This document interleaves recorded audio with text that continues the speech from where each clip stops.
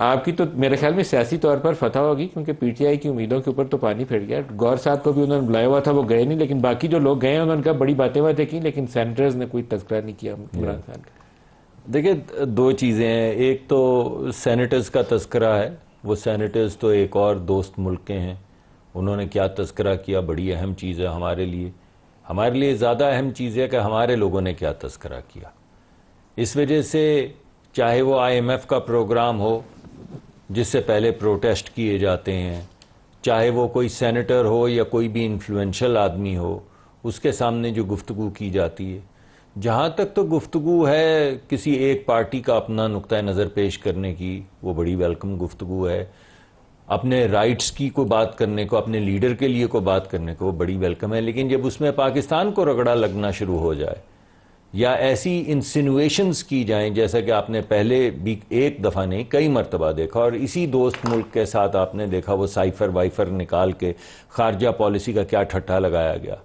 نہ صرف خارجہ پالیسی کا ٹھٹھا لگایا گیا بلکہ اس کے بعد بھی اس سے بیک آف نہیں کیے. سر آپ کو ڈونلڈ لو کو نہ ان کے کانگریس مین کے ساتھ بلوانا چاہیے تھا، تاکہ پی ٹی آئی براہ راست ڈونلڈ لو کو شکایت لگاتی کہ عمران خان کو جیل میں ڈالا. نہیں، مگر ڈونلڈ لو کا انہوں نے نہ صرف شکریہ ادا کیا بلکہ کوئی تمغہ وغیرہ بھی لندن میں دیا، امریکہ میں دیا تھا، واشنگٹن میں. اس کے بعد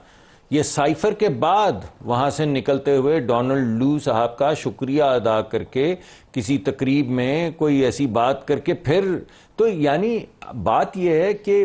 دنیا بے وقوف تو نہیں ہے کہ آپ پہلے ڈونلڈ لو کو ملائن کریں، پھر آپ ڈونلڈ لو کو واہ واہ کریں،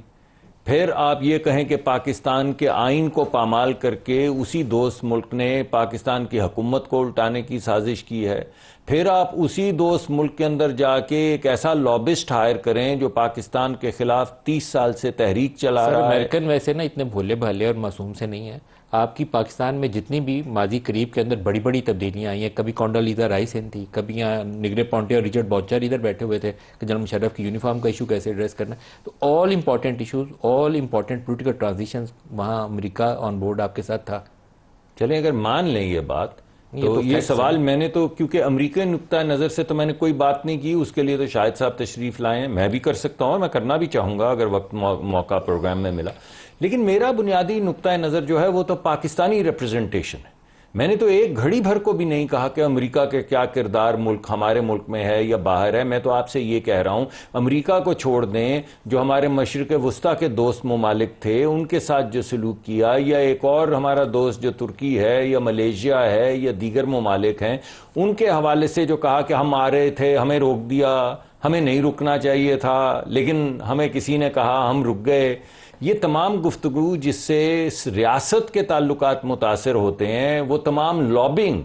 جس سے ایک ایسا شخص ڈیوڈ فینٹن جو 30 سال سے پاکستان کے نیوکلیئر اور میزائل پروگرام کے خلاف باقاعدہ کیمپین کر رہا ہے، اس کو ملینز آف ڈالرز دے کے ہائر کرنا پاکستان کے خلاف کیمپین کروانے کے لیے as a لابسٹ، P T I کا لابسٹ. آپ مجھے یہ بتائیں، ایک بندہ جو پاکستان کے تحفظ کے خلاف ہے، آپ اس کو کیوں لابسٹ ہائر کریں گے؟ یہ بتائیے آئی ایم ایف کا پروگرام آ رہا ہو جس سے پاکستان تباہی کے دہانے سے بچ رہا ہو اور اللہ نے بڑا کرم کیا ہے، تو وہاں پہ یہ خطوط لکھنا کہ اس ملک کو لون نہ دو، ڈیٹ نہ دو، یا ہم گارنٹی نہیں کرتے کہ ہم بعد میں اسے کیا کریں گے، یہ کیا گفتگو ہے؟